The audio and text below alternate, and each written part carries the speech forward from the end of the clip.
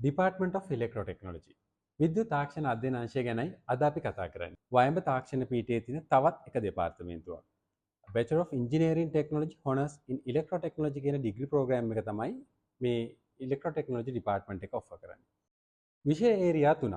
Electronic, electrical and communication කියන විෂය පතයන් තුන එකතු කරලා තමයි මේ ඉලෙක්ට්‍රෝටෙක්නොලොජි ඩිග්‍රී ප්‍රෝග්‍රෑම් එක හදලා තියෙන්නේ. මම පුංචි උදාහරණයක් ගන්නම්. මම මේ කතා කරන එක ඔයා මොබයිල් ෆෝන් එකක් එහෙමත් නැත්නම් ලැප්ටොප් එකක් එහෙමත් නැත්නම් PC එකකින් අහනවා ඇති.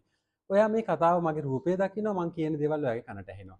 ඒ සියල්ලම වැඩ කරන්නේ ඉලෙක්ට්‍රොනික මත පදනම් වෙච්ච පද්ධතියක් එක්ක. ඔයාගේ ලැප්ටොප් එක එහෙමත් නැත්නම් මොබයිල් ෆෝන් එක වැඩ කරන්නේ ඉලෙක්ට්‍රොනික සර්කිට් එක. එහෙනම් ඒ ඉලෙක්ට්‍රොනික සර්කිට් ගැන ඩිජිටල් ඉලෙක්ට්‍රොනික, ඇනලොග් ඉලෙක්ට්‍රොනික, ඒ වගේම මයික්‍රෝ කන්ට්‍රෝලර් බේස් ඩිසයින් වගේ සබ්ජෙක්ට් ඒරියාස් මේ කෝස් එක ඇතුලේ ඔයාලට ඉගෙන ගන්න පුළුවන්. දැන් ඔයා ගාව ලැප්ටොප් එකක් තියෙනවා. හැබැයි ඔයා හිතන්න ඔයාට පවර් නෑද? පවර් නැත්නම් ඔයාට මේක කරන්න බෑ. එහෙනම් ඔයාගේ මේ ලැප්ටොප් එක පවර් කරන්න සෝස් එකක් ඕනේ. ඒ ඉලෙක්ට්‍රික් පවර් එක ජෙනරේට් කරන තැන ඉඳන් ඔයාගේ ලැප්ටොප් එක ගාවට එනකන් සියලුම දේවල් අපි අපේ ඩිග්‍රී ප්‍රෝග්‍රෑම් එක ඇතුලේ කතා කරනවා. ඒ විතරක් නෙමෙයි.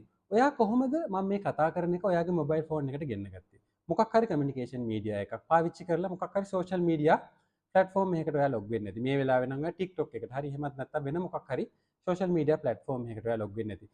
ඒකට අදාළ කරන කමියුනිකේෂන් ලින්ක් එක බිල්ඩ් කරලා දුන්නේ කමියුනිකේෂන් සිස්ටම් එකක්. ඒකට අදාළ තියරි ගැන, ඒ විදිහේ පද්ධති ගැනත් අපි මේ ඩිග්‍රී ප්‍රෝග්‍රෑම් එක ඇතුළතදී කතා කරනවා.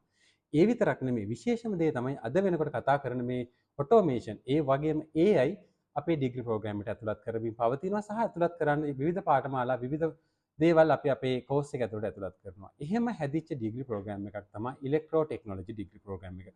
ඔයාට මේ පිළිබඳව තවත් වැඩිදුර විස්තර ඕන නම් පල්ලෙහා කමෙන්ට් සෙක්ෂන් එකෙන් කමෙන්ට් කරලා යන්න. ඔයාගේ ප්‍රශ්න වලට උත්තර දෙන්න මම සූදානම්. මම හසිත බණ්ඩාර.